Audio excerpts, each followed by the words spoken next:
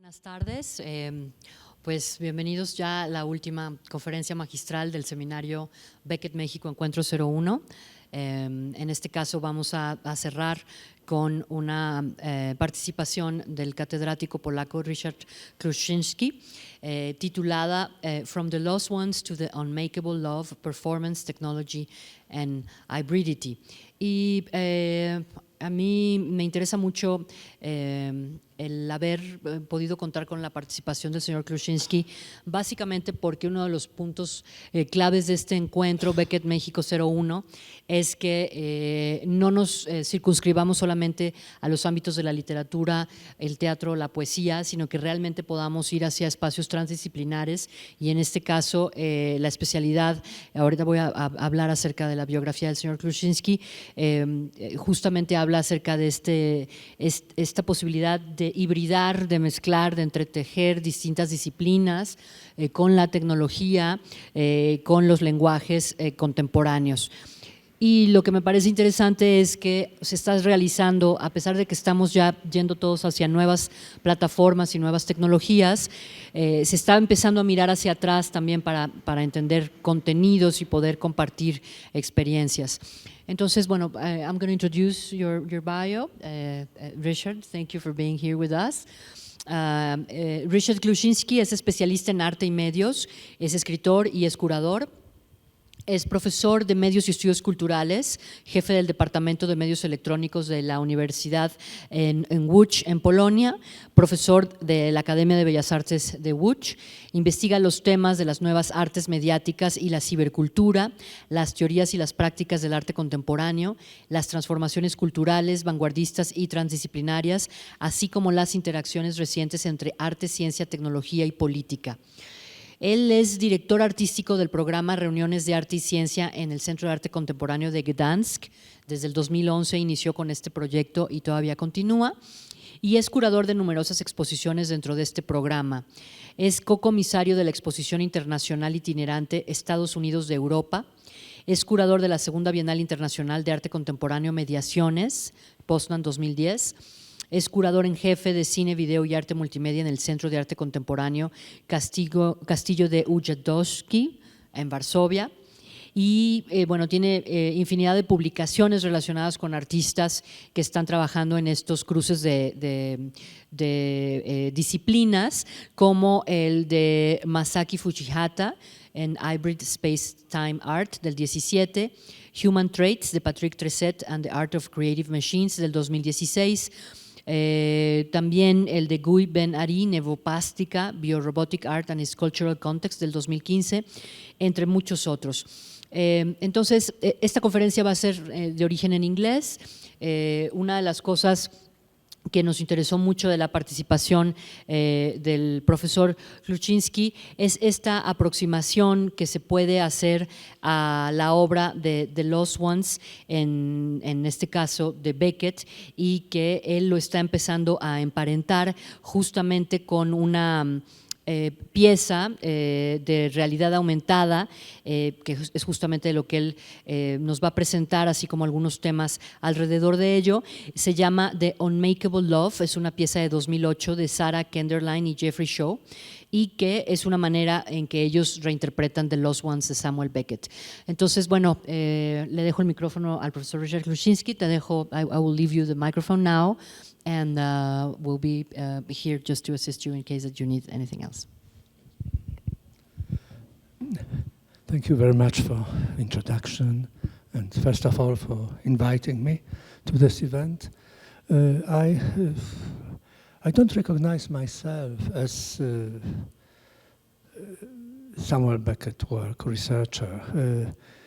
Actually, I'm coming back to reflection on Beckett after years, during which I'm rather focused on contemporary art, especially those built with the use of modern digital new media technology.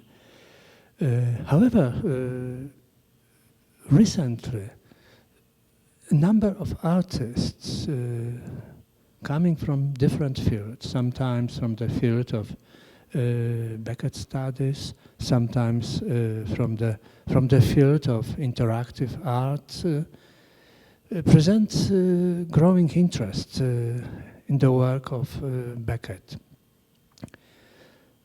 I think that this is phenomenon worth interpretation, because the process of adapting Beckett to the new technology is not very simple and not without consequences, which I have a feeling sometimes artists, producers of this kind of work don't realize till the very end. I'm indicating in the title of this talk Unmakeable Love, installation made by Sarah Kenderdine and Jeffrey Shaw, based on The Lost Ones by Samuel Beckett. But working on this topic, I realized that actually I should include some other works, especially the work developed very recently in Dublin around Trinity College and Trinity Center for Beckett Studies, where virtual reality, augmented reality became a very, very interesting and intensively developed context. Authors of this project presented this at several international conferences, and first of all presented the work, received award for this work, as well as caused a special media coverage. Media became very interested in this kind of work, and this is also why we should talk about this.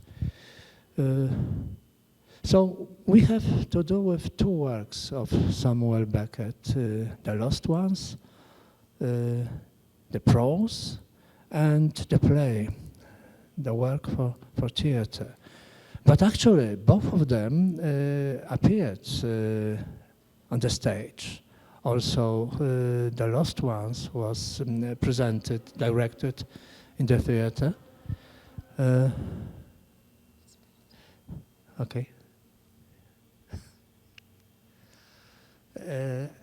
As well as both of those works have a film version.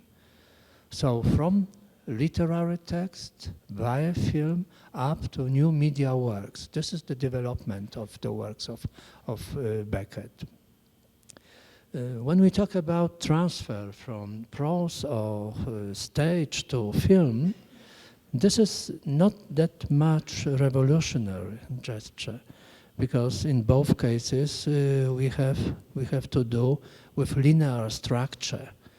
Film somehow is capable and ready to repeat the basic narrative structure of both works by Beckett. Obviously, we have to do with the stress on visualization rather than on the text. But some researchers quite early noticed intensive visuality in the texts of Beckett. So we may say that films actually condense this visuality and replace it on the first level of experienced work. But when we talk about new media, reflection, repetition, adaptation of Beckett works, we have to do with something much more complex. And about this complexity and the consequences of this, I will be talking in the last part of my talk. But at the beginning, I want to reflect on transformations developing nowadays the field of performative art and visual art. Because all those modern, contemporary, most recent receptions, artistic receptions of Beckett, is actually the form of getting together those two disciplines. I was surprised when I decided again to return to recently working definitions of what is performing arts, what is visual arts. And this is some examples of this. Usually, even today, those definitions try to present performing arts and visual arts as completely separate disciplines. And what is even interesting, very often we can see that approach to define what performing arts are is connected with stressing this division from between visual and performing arts. So I'd like to present kind of overview first how visual arts change. Well, changing different forms of visual arts, becoming more and more performative art, performing arts, and how performing arts were changing under the influence of modern technology, new media technology. So I propose to change the approach, not to reflect separately on both disciplines, but to engage a transdisciplinary approach, to show how visual art in its most important aspects developed towards performance, and how performing arts utilizing new media technology became a very important part of visual art. And that actually the most interesting examples of these developments should be analyzed on both levels in the same time. Because in the very beginning they are performative, performing, and visual. And this process of merging these disciplines in such a case is extremely dense and valuable. And I want to present this example especially with reference to Jeffrey Shaw and actually Sarah Kenderdine and Jeffrey Shaw work Unmakeable Love. My surprise that visual arts is so clear, separated from performing arts, is strong, especially when we realize that these processes actually began very early, in the period of historical avant-garde of the 20s and 30s.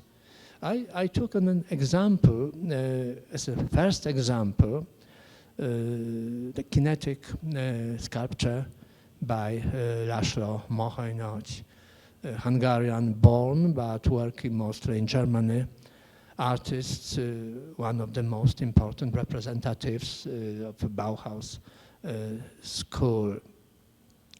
I made the selection of different examples trying to present different aspects of these works coming from visuality toward performance.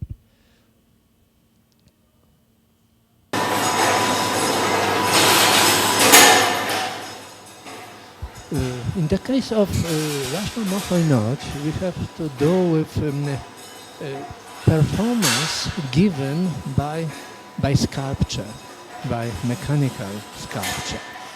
It was not the first example of this time, this kind of approach. Marcel Duchamp in a lot of reliefs presented this kind of approach. What is interesting in the case of them both, but especially of Laszlo Moholy-Nagy, is that this sculpture, firstly, becomes the performance engaging the whole neighborhood. I selected this old documentation because it shows how this sculpture interact with the surrounding.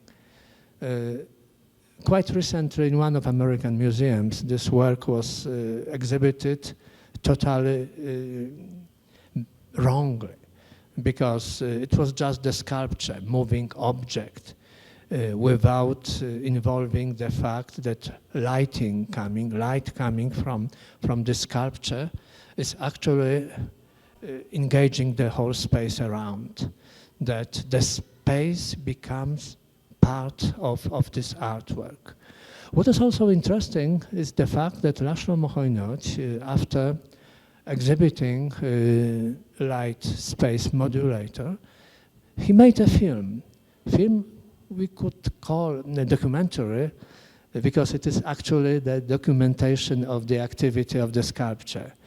But in the same time, because of the framing, editing, this work became an autonomous film, abstract film, presenting movement in space. But it is worth noticing that film is undoubtedly, even for those who try to distinguish visual art from performing arts, film is part of performing arts.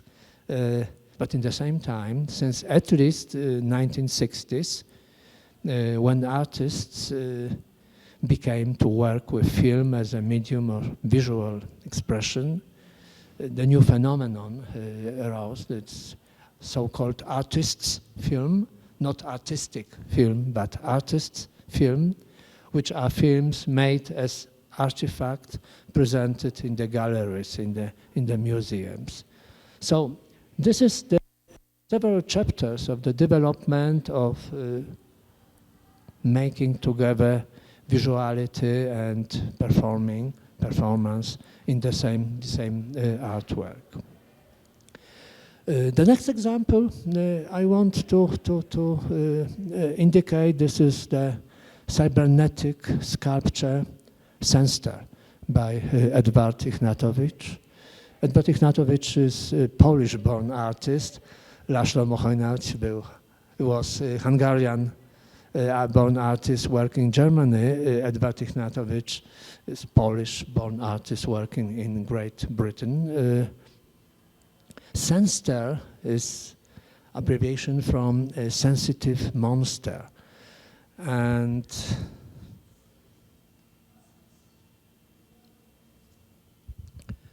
this work was commissioned by the Museum of Science in Groningen in the Netherlands after a successful presentation of another cybernetic sculpture by Ignatowicz at Cybernetic Serendipity exhibition in London in 1968. Sensor, using microphones and Doppler radars, reacted for movements and sound produced in its neighborhood. So this is another form of performativity proposed by visual art, because in this case, Sensor engaged the space in a different way. The work by Moholy-Nagy engaged the space using it as an extension of the sculpture. In the case of Ignatowicz, the space, neighborhood, became a source of its activity. It was in the same time, one of the first examples of conscious involvement of the audiences. Because Sandster didn't, I said doesn't because the new version of Sandster was very recently exhibited after the process of renovation of this work. But in that time when Ignatowicz was presenting this piece, Sandster didn't react to each sound at each movement. It was one of the first sculptures controlled by computer, so Sandster reacted to certain sounds and certain movement. So it was the challenge for the audience who, realizing how Sandster react, had to find the level on which they can interact with the sculpture. But in the same time, Sandster created another form of autonomy in its performativity. We can talk about system aesthetic in this case, because we have to do with the form of mutual relationships, mutual dependencies between the surrounding of the artwork and the artwork itself. So the concept of system aesthetics, which was developed by Jack Burnham, more or less same time, because in the 60s, Jack Burnham reacted in his aesthetics to the recent developments of kinetic art, especially cybernetic art. For example, Nicolas Scheffer, cybernetic sculptures. So in this case, we are facing the first chapter of the process of serious engaging the surroundings of the artwork and creation, the process of creating mutual dependence. But in the same time, we should not talk about real interactivity between the audience of Sandster and the artwork itself, because these mutual relationships were based on the sensors system, which never allowed to develop any kind of narrative interaction, any kind of interactivity which could develop during its process. It was actually the system of assumptions which could be realized accordingly to behaviors of the audiences. So the audience could only perform some roles prepared for them, could not propose the Sandster any kind of creative involvement of themselves, because it was not predicted in the form of this work. Several recent installations, sometimes even awarded in the category of interactive art, actually work in the same way. This is the piece Listening Post, made by Ben Rubin and Mark Hansen. Mark Hansen is a programmer. He worked with Rubin to make this work possible. In the case of this work, it was one of the first work which, when presented at Ars Electronica Festival and actually awarded in the category of interactive art, it actually led towards discussion about the crisis of interactive art and that misleading categorization proposed in the case of this work. Because this is obviously generative work. Because there's the search engine prepared by Mark Hansen, searching the internet I am operating with the aids. prepared metadata. I am freezing. In the case of this documentation, the tired. statement I am is this am metadata system of searching for different I am doing. statements on different forums, I'm from websites. Latvia.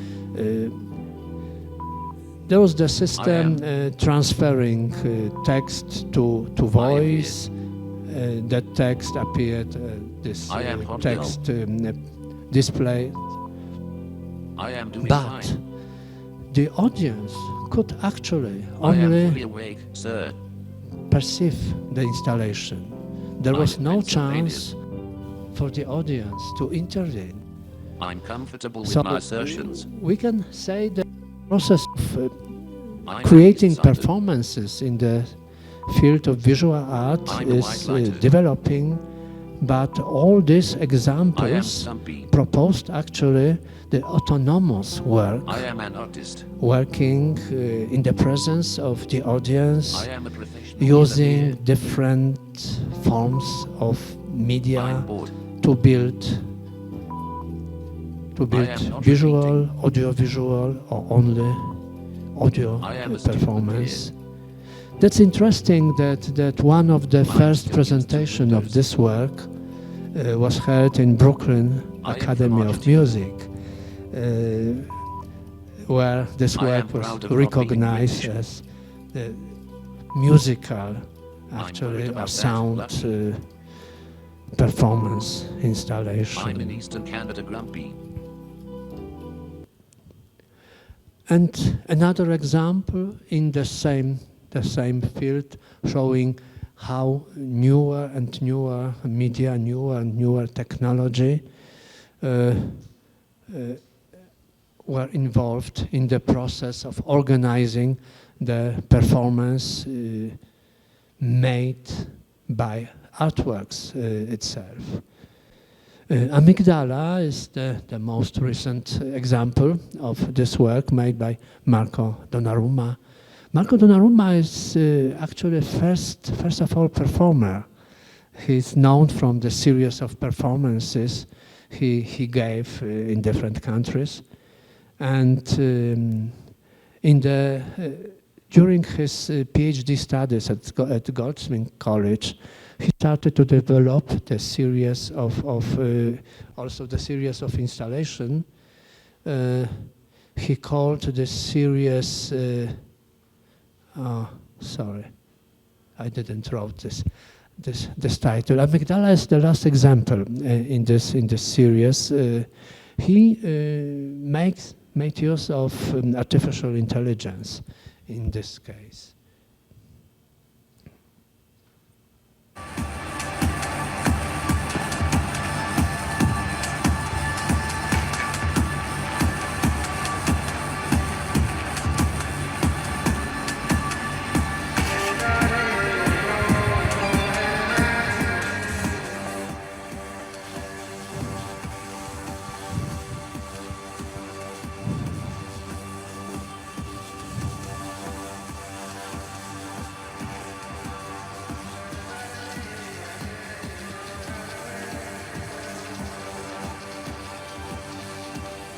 Marco Donnarumma made a research on developed in different continents rituals of purification, developed usually with skin cutting.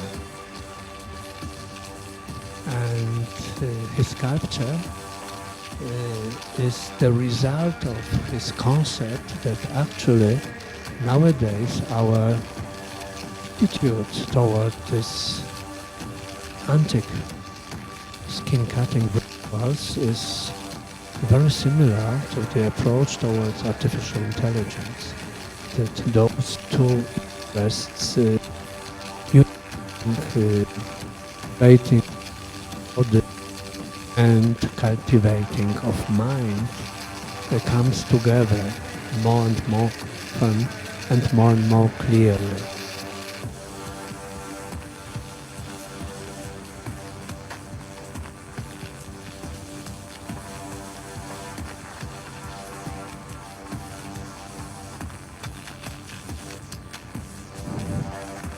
In the case of amygdala,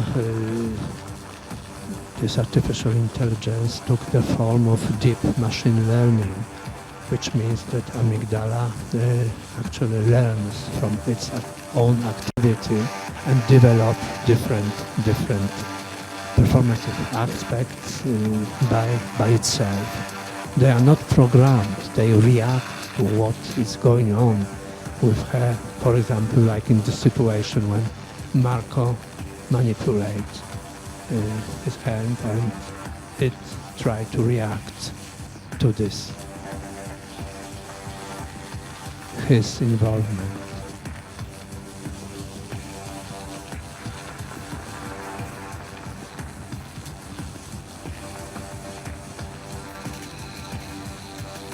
So this is different level approach to bring to each other this traditional rites, rituals, and digital technology, digital network technology especially.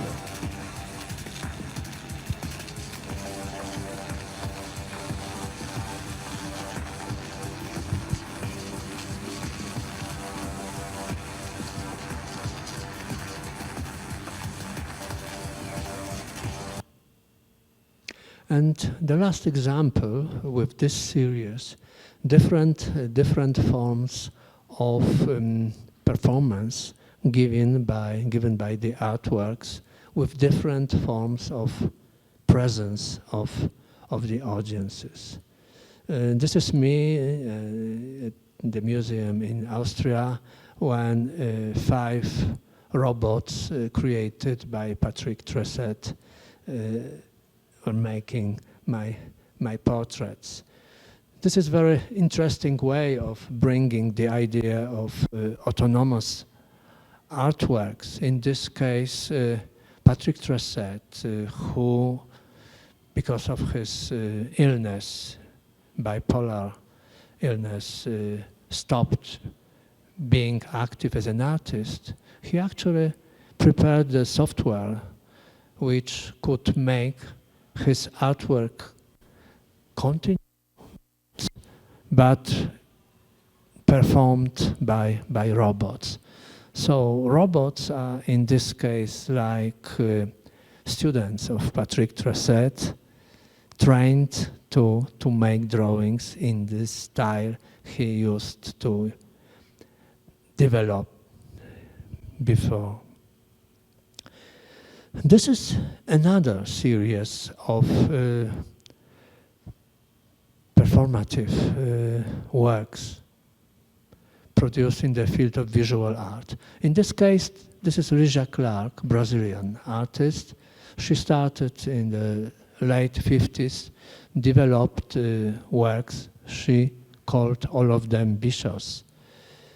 And this is the performance I made with one of these bichos during the Biennale in Istanbul a couple of years ago.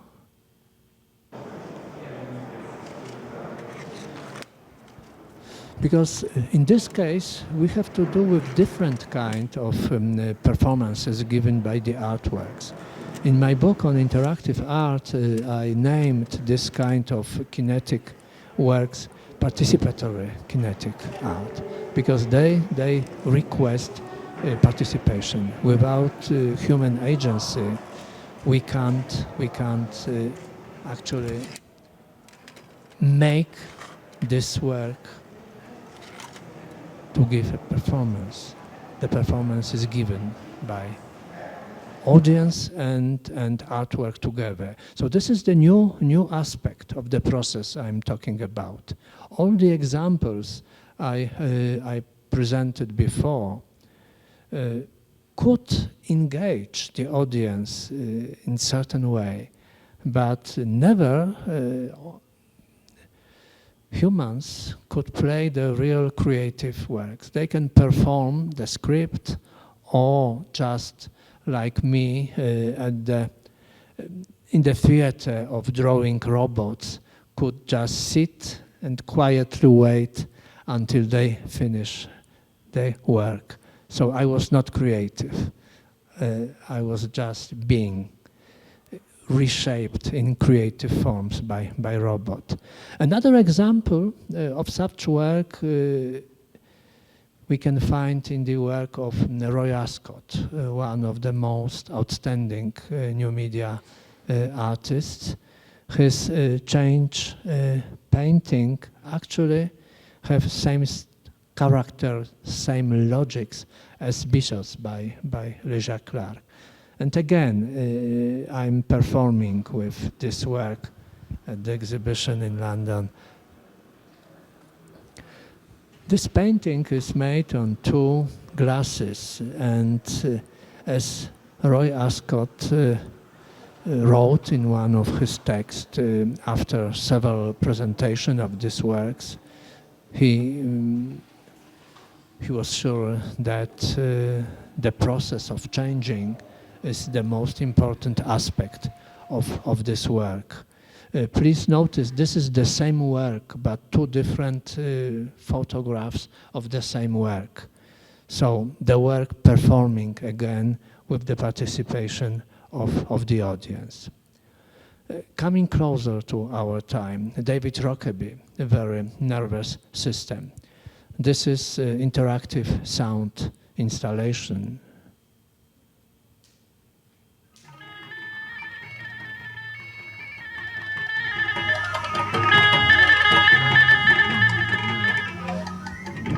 This is recorded in Lensos Museum in Linz. This work is actually the performance, sound performance given by audience visiting the museum. The gallery is empty. You can see only speakers, like one in the corner, and there is also camera which translating the movement of the viewer into sound produced by the synthesizers under control of computer.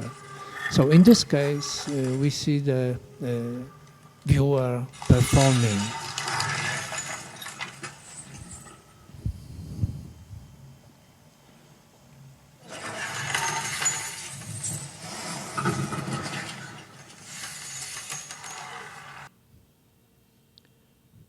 In the case of the piece by Ken Feingold, this is again kinetic sculpture, animatronic sculpture, as Ken Feingold himself named this form. He made it several different examples. This one is a particular one because all the others propose the several heads talking to each other, quarreling, discussing, complaining. In this case, however, again, the viewer, someone visiting the gallery, how are you? has to perform with the sculpture. What's on your mind? Why do you ask? I'm just curious what you were thinking about. How do you know I am worth thinking about? Yeah, I guess that's a good question. Perhaps you don't think. That's nice. Don't feel insulted. I was just asking what you think about, really, not if you think about. This may be the end of me. What is wrong with you? Maybe that's a good question. How do you feel? If you love me, it's the end of you. Ah, the end of you and the end of me. You're feeling quite apocalyptic, are you? The fake frameworks follow flammable refugees. What is your name? I used to have a name like yours, but I forget what it was now. Which name did you have? Flame the same, it's shameful is same. What a lame, what a shame, it's my name. Why do you ask? I just wanted to know. But you see what's going on, right? Yes, you appear to be doing just fine without one. Okay. Do you get hungry? No, I'm not. Do you need to drink water? No, it is you that need to drink water. Do you have any feelings? You have nice legs. Undoubtedly. Can you do anything about my situation?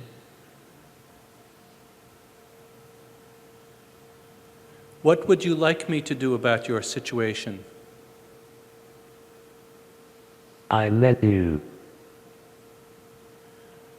Okay, so now that I have your permission, what can I do? What would you like to change?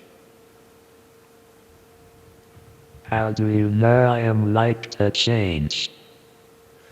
Okay, let's take it from the top. When you said, what can you do about my situation, or is there anything you can do about my situation, I assume that you were not happy with it and you want to Can you change. do about your situation? Nor is there anything we can do about your situation, You seem a bit confused. Well, I'm not. What's on your mind? What is on my mind? How should I? As you can, I think, easily recognize, we have to do again with the situation of the use of artificial intelligence as autonomous agency for performance, engaging the audience participation. In the case of David Rockaby, it was more simple digital system engaging the sound performance given by body movement. Here we have to do with conversation. This is conversational interactive piece. That's interesting. One of the chapters of my book prepared on Ken Feingold was the interview made by Edward Shanken, and very easy artists and researcher met in the point where they started discussing this kind of work as new forms of theater performance. So it is clearly observable that visual art in certain situation becomes like theater. And the only reason for which Ken Feingold had some restriction towards talking about theatrical structure of this installation was the lack of the stage. But it was easy to explain to Ken Feingold that theater doesn't require stage anymore nowadays. So actually we can talk about the theater interactive work in the case of installation by Jeffrey Shaw.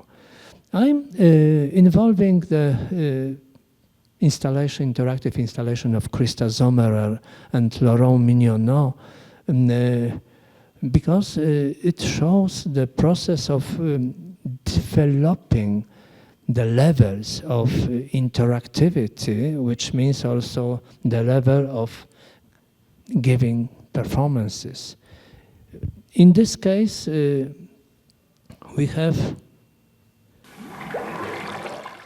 performances given on different level by different agencies. Because in the very beginning, we design on the touch screen the form of a virtual creature. We make the profile, and finally we send the project to the computer. Computer create artificial creature, digital artificial creature, and place it in the basin with water. Then those creatures began interaction between themselves. So interactivity, performance of the viewers dealing with technology is continued by the performance given by the artwork. In the same time, the audiences can realize that they can interact also with the creature because they react not to touch. We can influence the quality of life, the span of life of particular creatures. And finally, most of the audiences realize that they began not consciously create performance together. I mean, audience, everybody from the audience produced one of this creature, interaction with creature, involvement of the audience. For example, those creatures can eat each other. So when you realize that our creature is rather not clever and will be soon consumed by another one, we can try, for example, to stop this predator and make our move away, which sometimes makes someone else who designed, created this predator to react not very friendly, asking what we are going to do with its creature. So the performance becomes multi-level and engage very different forms. So those examples present the continuous process began in the time of historical avant-garde in the 20s, 1920s, coming from visual objects toward objects giving performances, towards environments involving performances of the audience, provoking mutual performances. In this historical line, visual arts became performing arts in very different forms.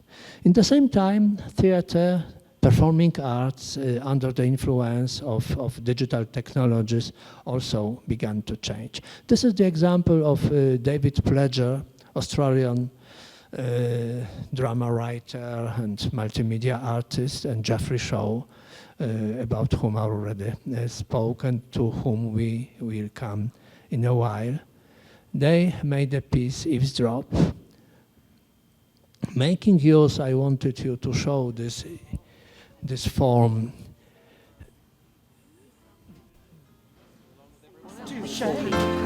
I don't know any. AV, this is audiovisual interactive environment.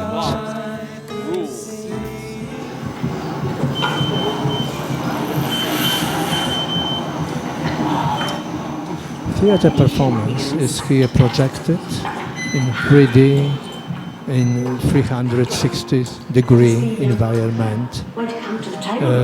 The audience can influence the process of performing by the actors, selecting the scenes, getting closer to particular selected conversations. It's all been made to make me feel better about what I've lost. In order to realize, because this is kind of purgatorium. This is a restaurant. In a way, the bomb explosion would kill everybody. And the audience, this performance, is the only chance to discover who is the terrorist here. This is the only way to influence the fate of this group of people. In the same time, again, recently in different countries, we can observe virtualization of theater. It is kind of continuation of the process of involving cinema projections into theater performances. It began in 1920s. Erwin Piscator was, I think, the most interesting theater director engaging screens and projections into the performances. Nowadays, there are also many works dealing with screens. Worcester Group, American famous theater, they use video very often. In Poland, Krzysztof Warlikowski make use of video projections. These are also two Polish examples, Grzegorz Jarzyna and Krzysztof Garbaczewski. They used 360 degrees projection into the theater performances, just engaging the audiences on different levels. In another performance, the actors were using headsets on the stage, and what they could see on these headsets, what projected for the audience on the walls of theaters. So there are very different forms of engaging virtual reality into the recent projections. And now we are coming to Beckett. This is the title, Virtual Reality Technology Brings Beckett into a new age of theater. It is one of the journal in Dublin presenting the reaction to the virtual reality performance prepared in this Beckett studies in the university. I noticed that actually each form of engaging technology into restaging, rebuilding, readapting Beckett's text usually led towards same reaction. This is from online journal. Again, the title. This time this is about film based on play. And again, Beckett play brought to life. That's interesting. When journalists present this kind of approach, we can understand, because Beckett's text was never very easy to understand, to experience. It was rather kind of elitist form of making art, making literature, making theater. So when journalist thinks that Beckett requires bringing to life because of the technology, and as long as this is the approach of journalists, we can accept this as kind of promotion of new ideas in art. But actually we can find same approach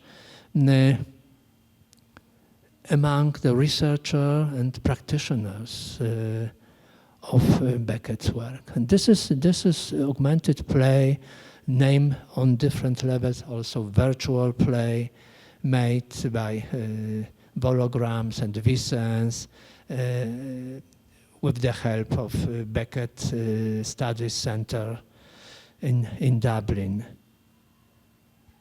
Virtual play is a reimagining of Samuel Beckett's I know that theatrical text one of the entitled creators Play, of Visual this Culture. project was talking last Play year was chosen here because it specifically at the engages the question conference of about dialogue this. and interactivity. The sequence of the actors speaking is determined by a moving spotlight, So which Beckett calls the shortly interrogator. They speak when the light is reminding on them and fall silent when the light is off. So play is a game of interaction between the light operator and the actor, mediated by light technology. In our VR version, we acknowledge the role of the user as active. We recognize new opportunities for narrative and give the power of activation over to the end user, whose gaze becomes the spotlight. The user thus embodies the interrogator and is empowered to independently discover the story merely by looking at the characters. Yes, strange darkness, best in the dark of the worst, till all dark, then all well for the time, but it will come, the time will come, the thing is there, you'll see it, get off me, keep off me, all dark, all still, all over, wiped out. I said, have I been neglecting you? How could we be together in the way we are if there was someone else? The photographs were kind to her. Seeing her now for the first time full length in the flesh, I understood why he preferred me. Loving her as I did with all my heart, I could not but feel sorry for her. I said to him, give her up. The user also has 6 degrees of freedom to move around the virtual environment, so the experience is one of active immersion as opposed to passive observation. Virtual play questions the essence of the performance spectacle in digital culture. The project aims to investigate how narrative, perception, communication, and embodiment have been altered through contemporary media, and asks how they might operate in the future. We were not long together when she said, ha, just a shade. But I doubt it, I doubt it. This is a quotation from the paper presented at the conference 2 years ago by the makers of this project. I'd like you to read it. As knowledge is transferred over time, it is interpreted and reactivated in mutable ways that are wholly answerable to techno-subjectivities. Thus, all knowledge undergoes differentiation in its uptake, and play is no exception. In our adaptation of it for VR, virtual reality, we aim to intensify Beckett's work by allowing users to engage the text on their own terms and absorb it in a playful manner without changing Beckett's underlying thought. I'm questioning at least 2 statement in this quotation, that we are having to do with intensifying Beckett's work, and that there is no change in Beckett's underlying thought in this text. Because as we remember, the construction of play is very, very particular. There are 3 artists and light operator. Artists can talk only when light is directed toward them. So actually we have to do with, as also authors of this project was talking about, writing about, Beckett's text propose interaction between the actors and light operator, interlocutor, as Beckett named this role. But it's true, but we should remember that play by Beckett is not an example of interactive art, because this interaction is developed between the characters of this performance, this play. If we accept what is proposed sometimes, that the light operator, this interlocutor, is the 4th character of the piece, but we can also talk that this is actual internal interaction between the system created by the drama, by the play, and actors, characters playing the roles there. So we should for a while focus on the experience of the viewers. Viewer observes the situation of particular subordination of characters to the system of artwork. Viewers can't engage differently, only emotionally, intellectually. In the same text, we can read about passive viewers. I don't think so. This is the proper approach to our viewers of play. They are never passive. They have to engage, because what is the most important in this so minimalist work is what's going on in the space, emotional, intellectual, between the drama and the viewers.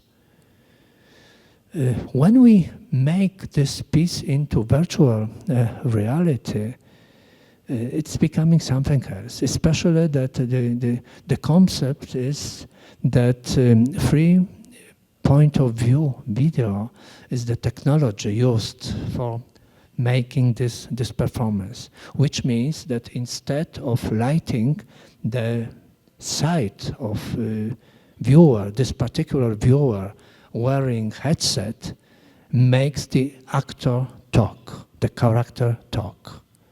So suddenly we see that the experience of the work is completely different. The viewer becomes part of the system. He's responsible for the process of presenting the work. He's someone who subordinates the characters. He's kind of prison system, and characters become the prisoners. So there is no space for this kind of reaction as was characteristic for Beckett play. This is the involvement, changing the experience, changing the role of the viewers, bringing him or her to completely different experience and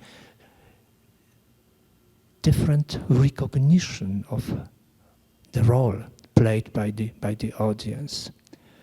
So I can't say that there is no change in thought underlying the play.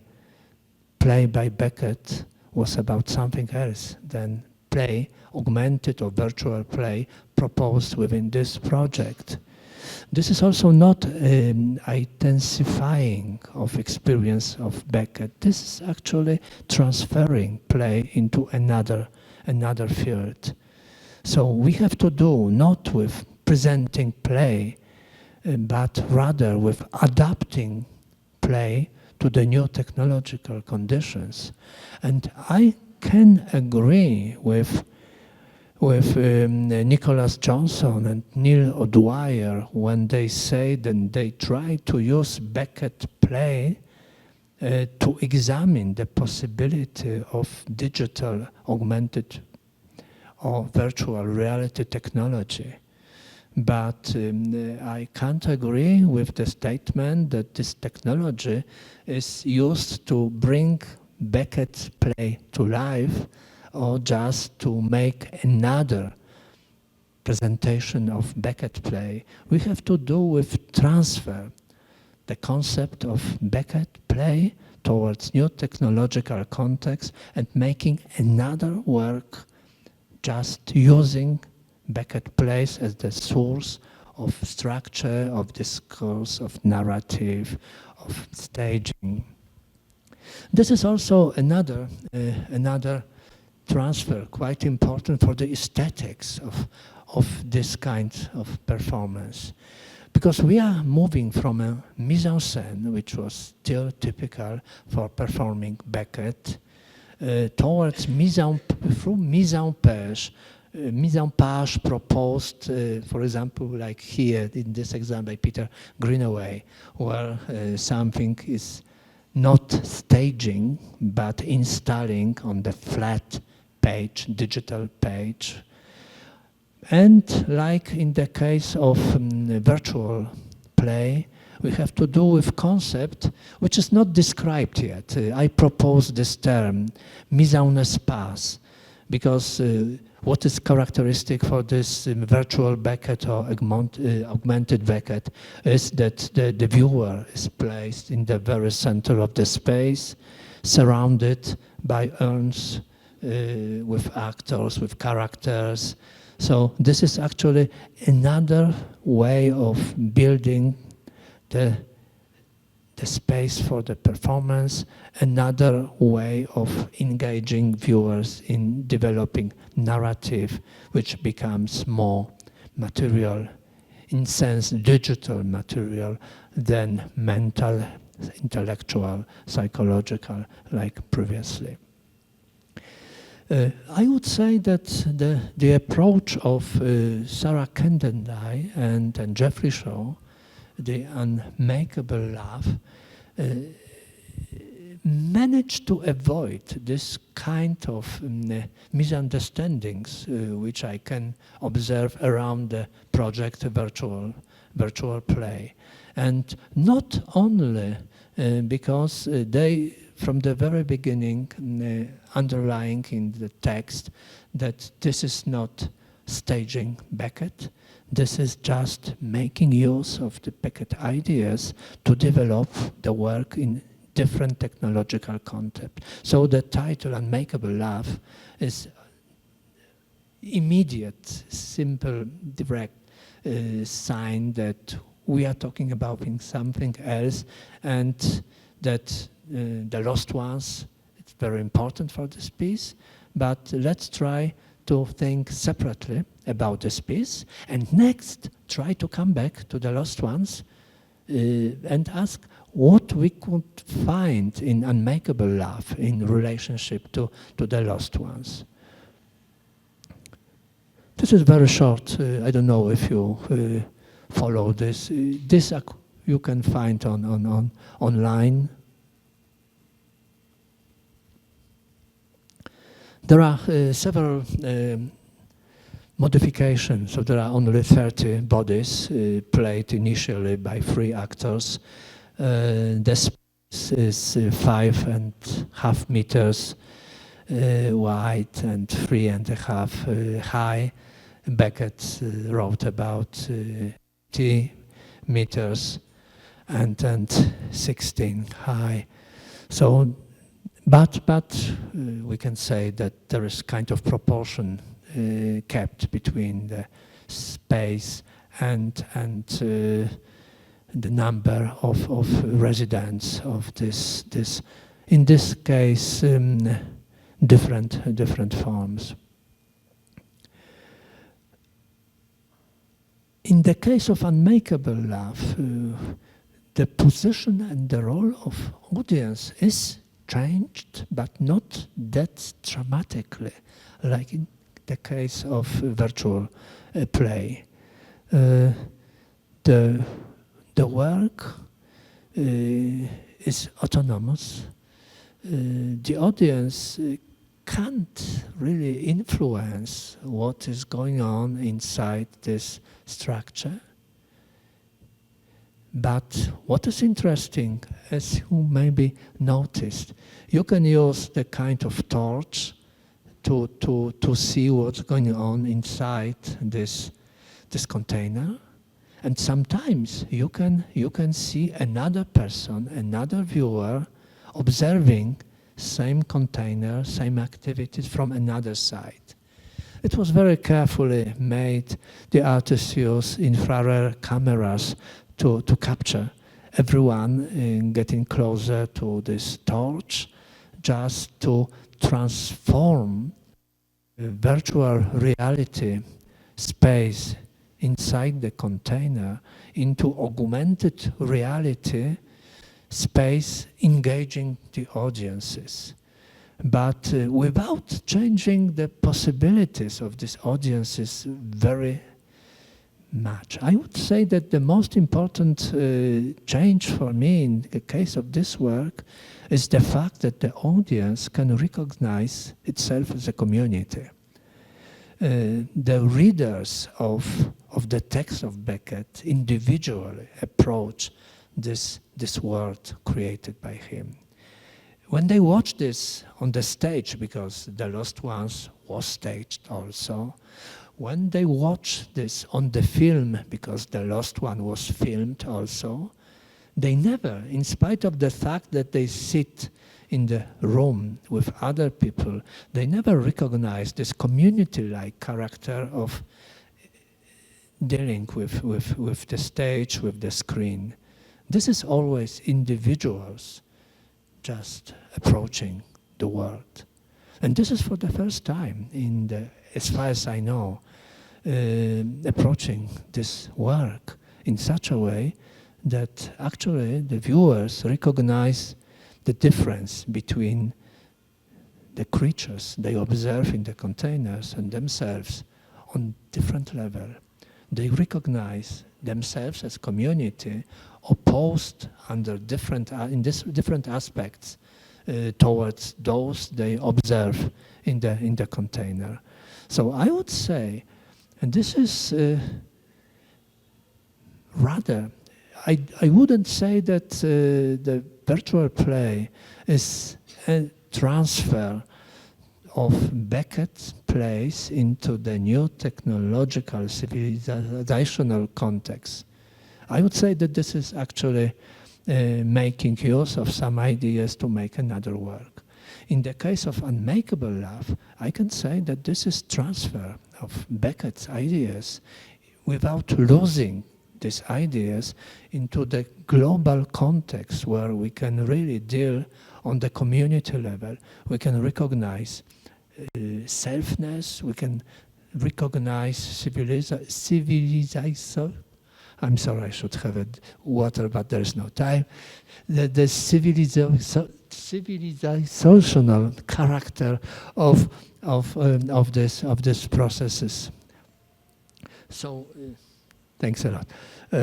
So, in the case of Unmakeable Love, in spite of the modesty, the artists approach the work, trying just to talk about some ideas they grasp, they found, and they try to transfer into the world of digital technology, virtual reality, artificial intelligence, and so on, because all these technological contexts are present in this work.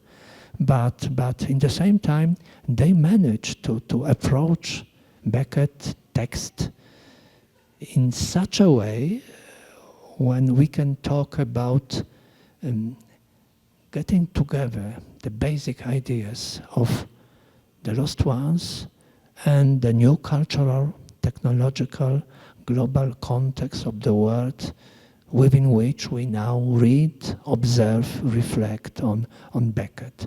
So in this case, I can talk about really successful transfer. I'm skeptical about such a success in the case of virtual play. Thank you. Thank you, Richard. Pues una presentación muy interesante, very interesting conference. Thank you very much. I think the whole context that you include at the beginning help us understand how we get into these pieces and why they're important. ¿Alguien tendrá una pregunta? Porque yo tengo muchísimas.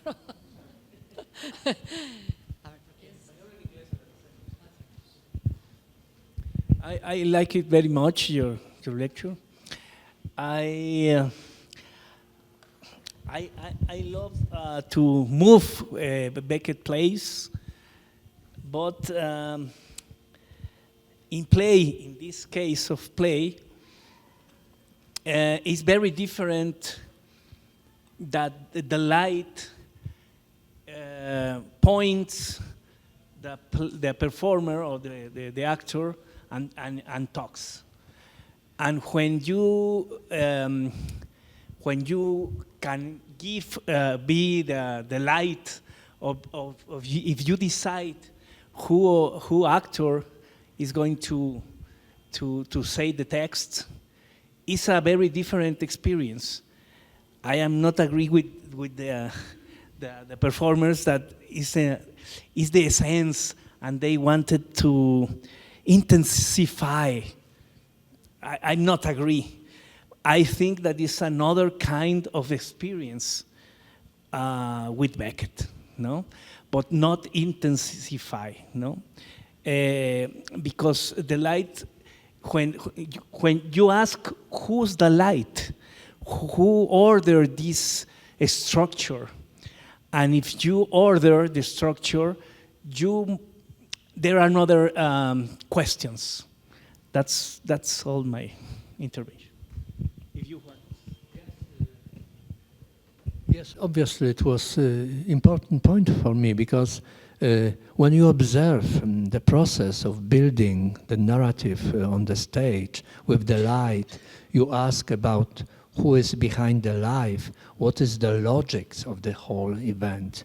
But when you are light itself, You can ask about your position, which is another question.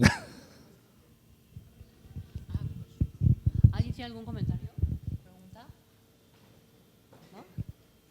No? Well, my question is like, there was very few moments that we could see the Unmakeable Love. I don't know if you will be kind enough to put again a little bit of it.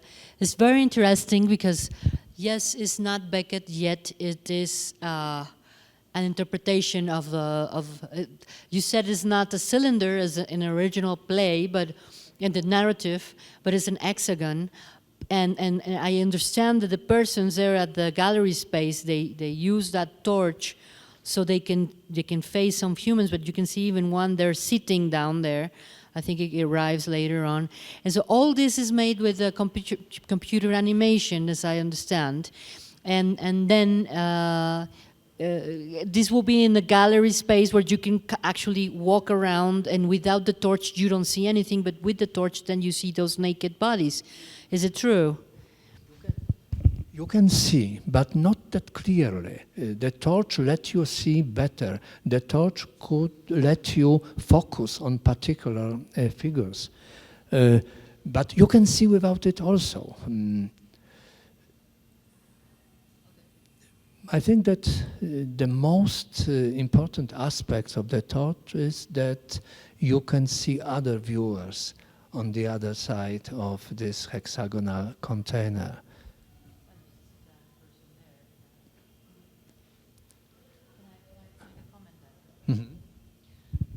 Well, it's interesting. I think the fact that we have this issue with the rights to work Beckett in different platforms and languages is making artists to go around and propose artworks that are drawn una calca de la obra, but they call it different ways. And then, you know, this is a pity because then we know we don't. Whoever doesn't have the reference of Beckett will think that this was made by these other people, and maybe it is not. It's pretty interesting though. I think it will give us a lot of to talk about how to approach this author from different languages and platforms. It's very interesting. Thank you. ¿Alguien tiene alguna pregunta? Lynette, veo que tienes ganas de preguntar algo. No. Well, you can see that the hexagon, yes. Very interesting proposal. Pues yo creo que da para muchas más conversaciones, porque no son los únicos artistas que están trabajando estos temas. Y yo creo que se ve tanto en sus obras de radio, en sus obras de televisión, en el cine, en el teatro, o esta, que es una obra de narrativa que le costó tanto trabajo a Beckett terminar, de donde salen tantas otras piezas. Y verla así es muy interesante, no deja de ser muy, muy interesante. I just realized that answering your questions, if we can see the figures inside the container without the torch, I should not be that sure, because I experienced this work just once, and that I can't be sure that I could see this because of some other viewer lighting the space. I had a feeling that you can see it like in the darkness, just shapes, not much, and with the light you can see more, but to be honest I should check it rather. Well, I appreciate Richard Kluszczynski for coming over to Mexico and presenting this point of view from the visual arts, interactive arts, hybrid arts into Beckett. I think is very, very interesting, and it will allow us also to keep the conversation going here in Mexico on the platform. And bueno, pues muchísimas gracias a todos y vamos al cierre del seminario en este momento con esta conferencia magistral. Como ustedes saben, todo se encuentra en línea en beckettmexico.org y ahora que cerremos a las 7 de la noche, estamos en el Foro de las Artes con el performance de Rocío Cerón, que presentó ella su conferencia hace 2 días, y con el cierre, que es los jóvenes actores que están presentando 5 lecturas sobre catástrofe. Les agradezco muchísimo. Hay que agradecer, por supuesto, a la ENAT, al Centro Nacional de las Artes, a la Universidad Autónoma Metropolitana, también a la Facultad de Filosofía y Letras de la UNAM. Agradecemos muchísimo a la Universidad de Łódź, que hizo posible también que estuviera aquí RYSZARD KLUSZCZYNSKI con nosotros, a Trinity College, que permitió también que viniera Sarah Jane Scafie desde Irlanda. También, bueno, agradecer a todo el equipo técnico de aquí de la ENAT y, por supuesto, al equipo técnico de Beckett México, que hizo posible que esta conferencia tuviera lugar, este encuentro, y pues estaremos con información en nuestra plataforma para hablar de las actividades para 2020. Pues yo despido esta última sesión del seminario. Thank you very much, RYSZARD. We appreciate a lot for you to share these findings with the people here at Beckett México. Gracias.